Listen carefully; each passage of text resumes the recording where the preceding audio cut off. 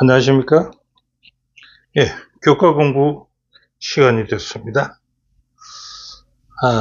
이게 암시와 형상과 상징의 성경 예언을 연구하는 방법을 공부하는데, 오늘은 문답식으로 풀어오는 교과 공부 제12과 전조라는 제목으로서 공부를 해보겠습니다.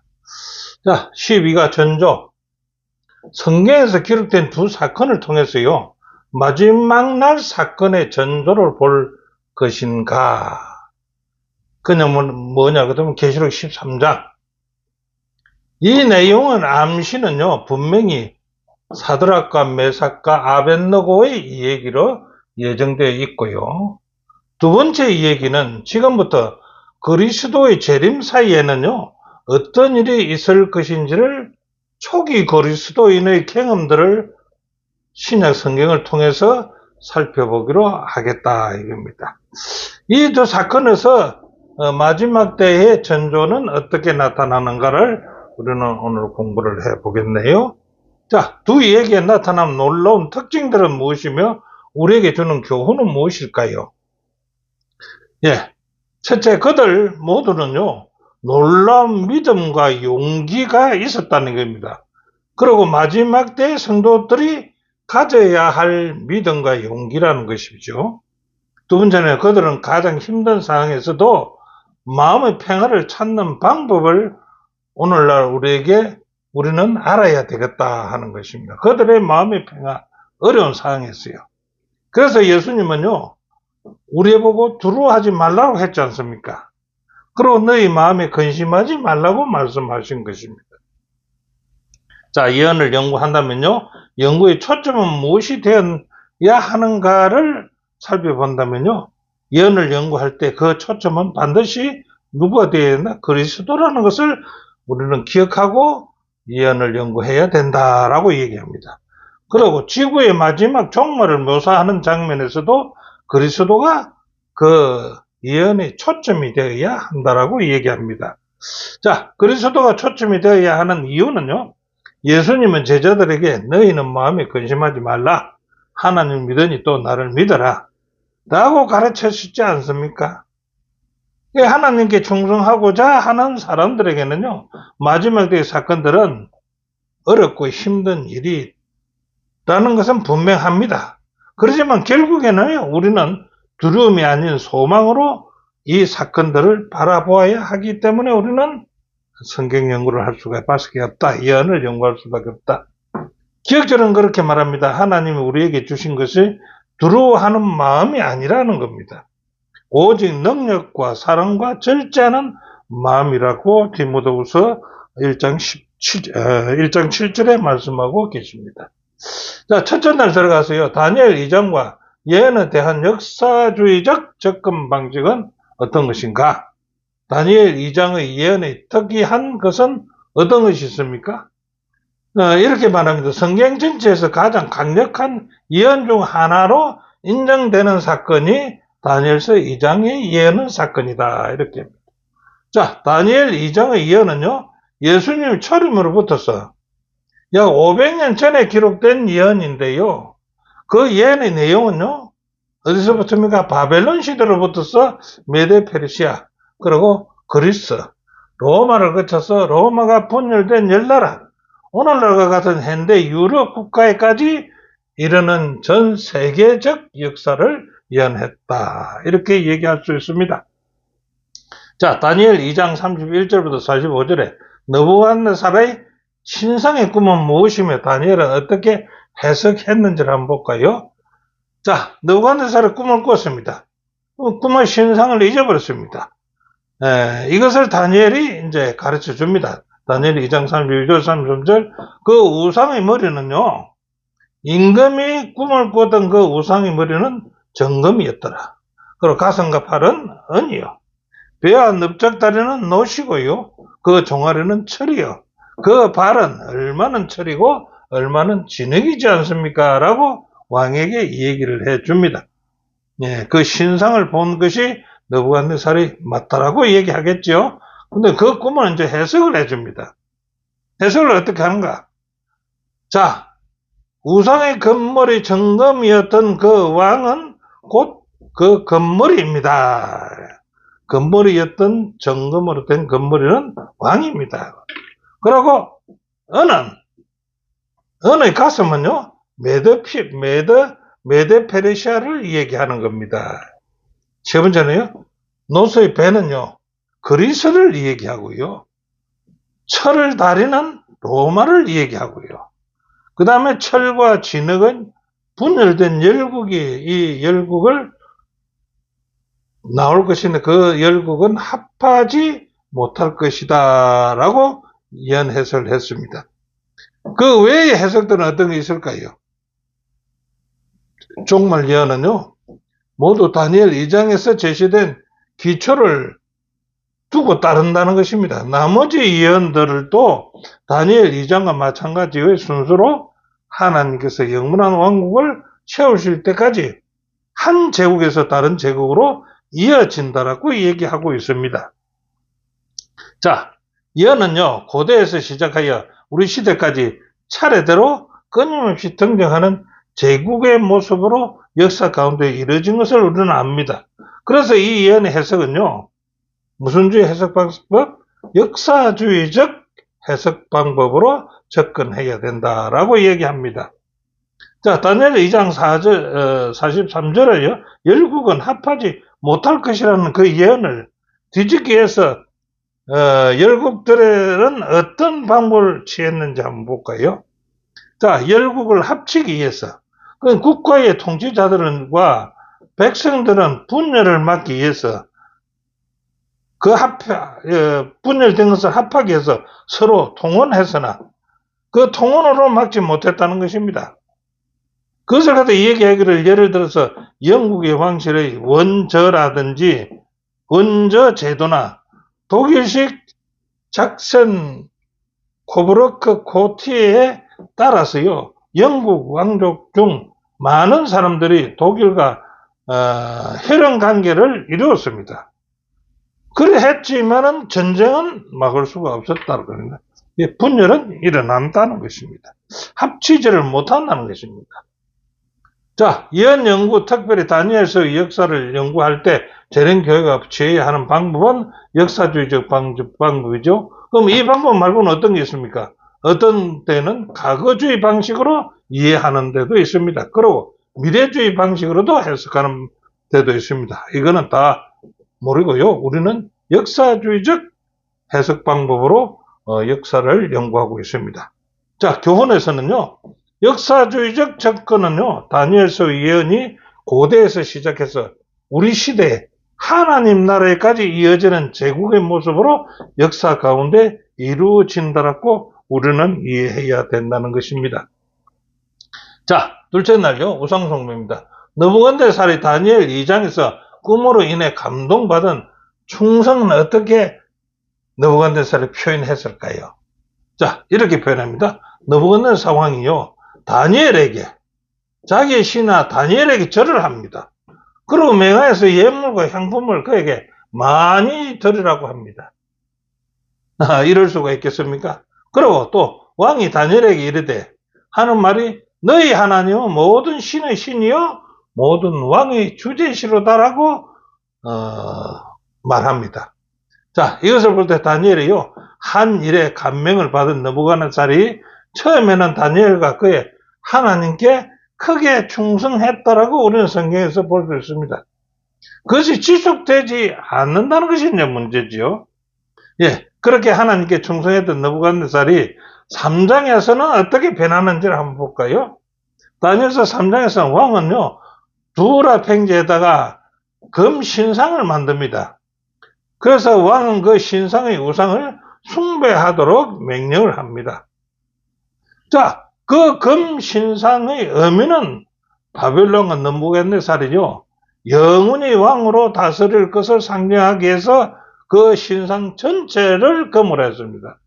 그의 꿈에는 머리만 금이었는데 이제는 영원토록 그 나라가 바벨론이 존재하기 위해서 금으로 모든 신상을 만들었다 이겁니다. 왕은 순금으로 신상을 세움으로써 하나님의 역사의 흐름을 뭐합니까? 노골적으로 거역한 것입니다. 예, 하나님을 거역했던 거예요. 하나님이 역사 주관자인데 그 역사 주관을 노골적으로 거절했던 것입니다. 느부갓네살은요, 야심차고 자존심이 강하며 하나님이 그네에 공개적으로 반항할 만큼 교만했던 느부갓네살은요, 어떤 면에서 루시퍼의 특징을 보여주고 있지 않습니까? 또 다른 면에서는요, 뚜렷한 차이가 있긴 합니다. 느부갓네살은요, 결국 참 하나님을 믿게 되지요. 그래서 우리는 그가 그토록 강하게 거부했던 하나님 앞에 회개하는 모습을 보니까 누구하고 달라요? 루시퍼하고는 그 특징이 다르다. 그 특징은 같아 보이지만은 그 하는 것을 보니까 다르다. 자, 다니엘의 세 친구는 왕이 세운 신상에게 절하라는 명령을 거절한 이유는 무엇입니까? 이유가 있을까 합니까? 자, 그들의 신앙의 확고한 신념을 가졌어요. 죽음의 위험에도 굴하지 않는 그런 믿음을 가지고 있었기 때문에 절하지 않았다는 것입니다. 그리고 두 번째는요, 바벨론의 신과 하나님과의 대결에서 하나님 신이 참 신임을 나타내기 위해서 절하지 않았습니다. 자, 이 얘기는요, 우리에게 믿음에 대해서 무엇을 가르쳐 주며, 때로는 믿음이 우리에게 어떤 것을 요구할 수 있는지를 분명하게 말해줍니다. 새 친구가 이 위험한 상황에서 벗어나기 위해 쉽게 자신을 합리화할 수가 있었습니다. 즉, 절은 하지 않지만 신발끈을 매는 척하고 허리를 숙이려 될 수 있었지만 그렇게 하지는 않았다는 것입니다. 교훈에는요, 사탄은요, 자존심이 강하며 하나님을 노골적으로 거역한 느부갓네살을 통해서 믿음을 시험했지만 세 친구는 생명을 걸고서라도 믿음에 굳게 설 것을 보여준 사항이 아닌가 합니다. 자, 셋째 날은 우상숭배의 재현입니다. 자, 다니엘서 3장에 절하지 않는 사건과 계시록의 마지막 사건의 유사점은 무엇인지 한번 볼까요? 자, 다니엘서 3장 15절에는 그럽니다. 내가 만든 신상 앞에 엎드려 절하지 아니하면 즉시 너희를 극렬히 타는 풍무 가운데 던져 죽이겠다라고 얘기합니다. 계시록 13장 15절에는 뭐라고 합니까? 또 짐승의 우상에 경배하지 아니하는 자는 맺히든지 다 죽이겠다라고 얘기합니다. 그래서 같은 유사점이 있지 않습니까?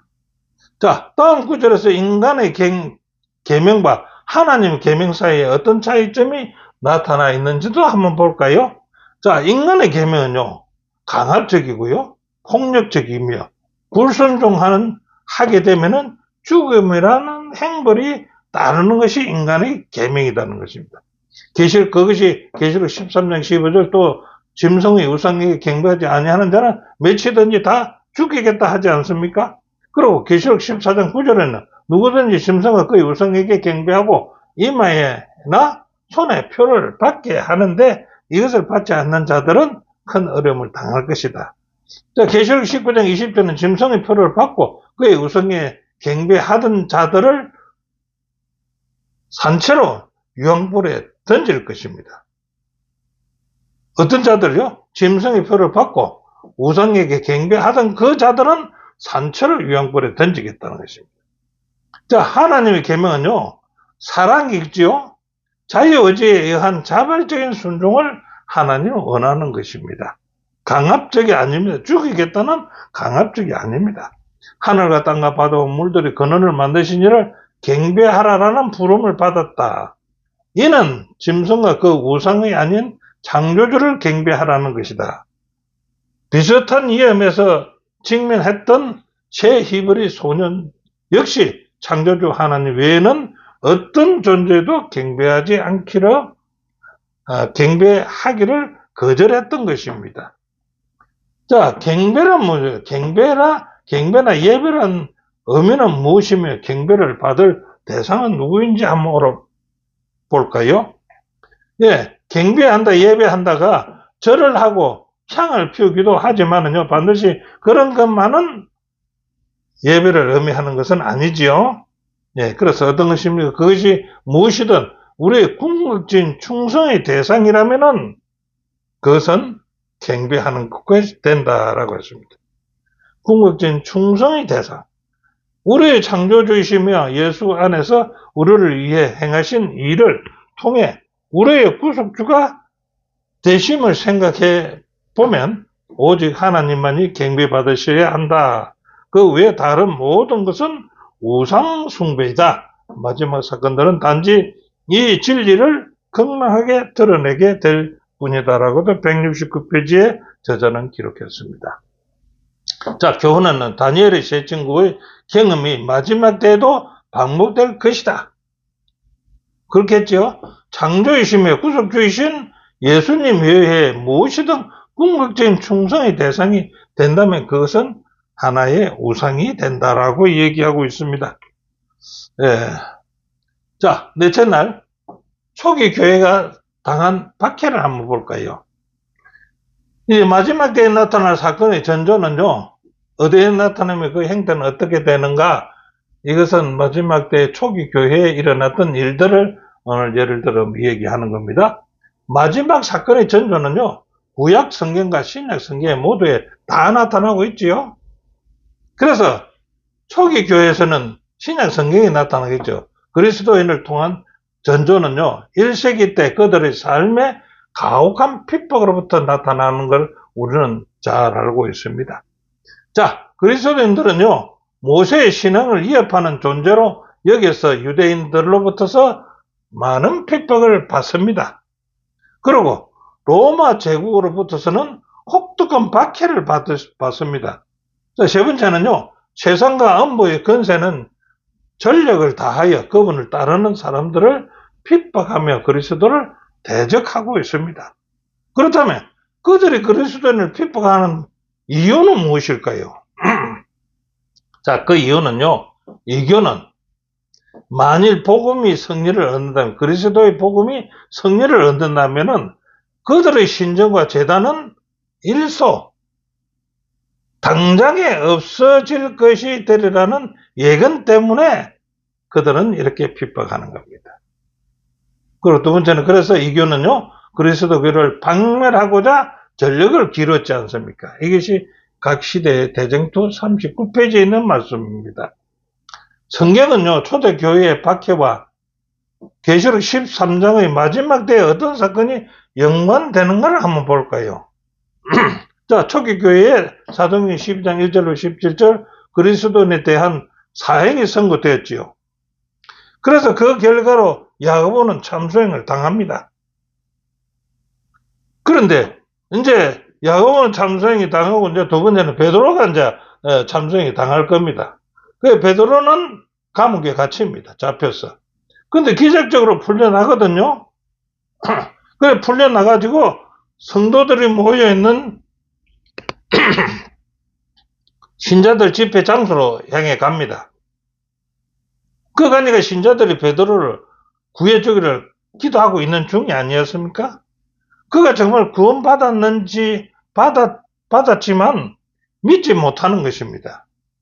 그래서 그들을 때문에 성경이 그들이 깜짝 놀랐다고 기록하고 있죠. 우리가 얼마나 자주 기도를 하면서도 그 하나님이 실제로 우리의 기도에 응답하실 것이라는 믿음의 담력을 그에 갖지 못하고 있다는 생각 아닙니까? 마지막 때가 가까워질수록 이런 일이 더욱더 반복될 것이라고 저자는 기록하고 있습니다. 극적으로 목숨을 건졌던 베드로, 결국에는 어떻게 했습니까? 자기의 신앙을 이유로 죽임을 맞이하게 됩니다. 자, 계시록 13장 15절 또 짐승의 우상에게 경배하지 아니하는 자는 며칠든지 죽이겠다 했죠. 마지막 때에요.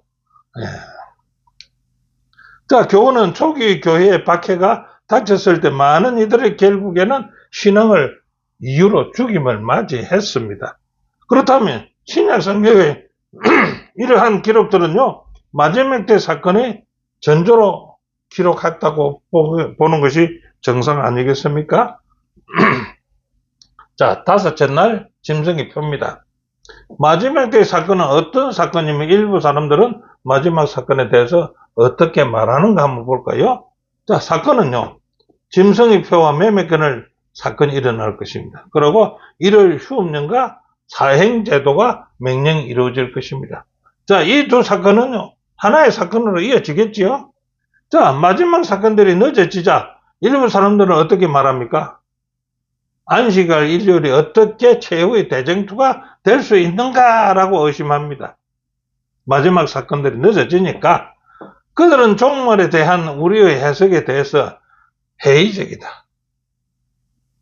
회의적인 반응을 보인다 이겁니다. 거짓이다 이 말입니다. 우리가 전하는 마지막에 종말에 대한 것이 사람은 창조주냐 아니면 짐승과 그의 우상 중 당신의 경배 대상은 어느 것을 선택할 것인지 오늘 한번 챙겨봅시다. 창조주를 경배하는 것은요, 곧 그분에게서 창조의 기념일로 주신 안식일을 지키는 거고 안식일을 존중하고 따르는 것을 얘기하는 거 아닙니까? 이것이 창조주를 경배하는 거 아니겠습니까? 그러나 일요일은요, 짐승과 그 우상의 권세가 안식일 계명을 성경의 제7일 안식일에서 성경에 근거도 없는 일요일로 바꾼 바로 그 세력들을 아니겠습니까? 이런 병을 염두에 두고 보면은 안식일과 일요일이요, 창조주를 경배하는지 아니면 짐승을 숭배하는지를 분명하게 판단이 가능한 것이 되고 만다 이겁니다. 자, 그래서 신약 성경은요, 안식일과 사람의 계명 사이의 문제에 대한 전조가 어떻게 나타나고 있는지 한번 볼까요?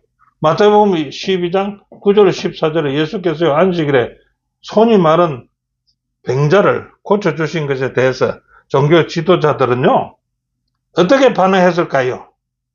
14절에 보니까 안식일 때문에 안식일에 살인을 모의하는 종교 지도자들이 대표했습니다. 예수님이 손 마른 자를 고치는 것이 안식일을 범한다. 그렇게 말하는 그들이 안식일에 뭘 하고 있습니까? 살인을 모의하고 있다는 것입니다. 그 종교 지도자들이. 이게 어불성설 아닙니까? 자, 요한복음 5장 1절로 16절에 예수께서 안식일에 베데스다 목가에서 기적적인 치유를 행합니다. 그 후에 지도자들이 그분을 죽이려고 했다고 기록을 합니다. 그러므로 유대인들이요, 예수님을 핍박하는 죽이고자 하니 이는 그분께서 안식일에 이 일을 행하셨기 때문에 죽이려고 한다. 안식일을 범했기 때문에. 성경 어디서도 안식일에 치유를 금지한 내용이 있습니까? 없는 것처럼 안식일을 일요일로 대처한 것 역시 성경 어디서도 없습니다. 찾아볼 수 없습니다. 안식일과 일요일 문제는요, 사람의 법인가 아니면 하나님의 율법인가의 문제이지 이 두 경우 모두 논쟁의 초점은 무엇입니까? 성경의 안식일에 있다. 이렇게 얘기합니다. 자, 교훈은요, 예수님의 경험은요, 최후의 사건의 전조를 보인다고 했습니다. 중요한 쟁점은요, 사람의 법인가 하나님의 율법인가 이미 두 경우 모든 논쟁의 초점은 성경의 안식일에 있다라고 배웠습니다. 자, 오늘 배운 것을 갖다 추려서 결론을 맺는다면요, 첫째는 지구의 마지막을 말하는 예언에서도 초점은 누구냐? 그리스도가 되어야 된다. 두 번째, 예언은요, 하나님의 미래를 아시며 궁극적으로 미래를 책임지심을 알려주는 것이라고 배웠습니다. 세 번째는요, 다니엘의 세 친구와 우상숭배의 명령을 통해서 누구를 예배할지 선택해야 했던 것처럼 마지막 때에도 충성의 대상을 묻는 시험이 우리에게 주어질 것이다 라고 얘기했습니다. 자, 구약시대와 초기 교회의 경험은요, 이러한 경험을 미리 알려주는 전조라고 했습니다. 논쟁의 쟁점이 안식일로 기결되는 것을 우리에게 보여준 것입니다. 자, 마지막 때 사건이요, 힘들게 보일 수 있지만은요, 믿음의 조상들처럼 우리도 하나님을 신뢰하며 두려움이 아닌 소망으로 이 사건을 바라보아야 한다는 겁니다. 분명히 마지막 때에 힘든 사건들이 우리 앞에 닥쳐올 것입니다. 그러나 그것을 두려워함이 아니라 소망으로 이 사건을 바라볼 때 우리의 믿음은 흔들리지 않을 것입니다. 자, 오늘 공부는 여기까지입니다. 함께 공부해 주신 여러분 대단히 감사합니다.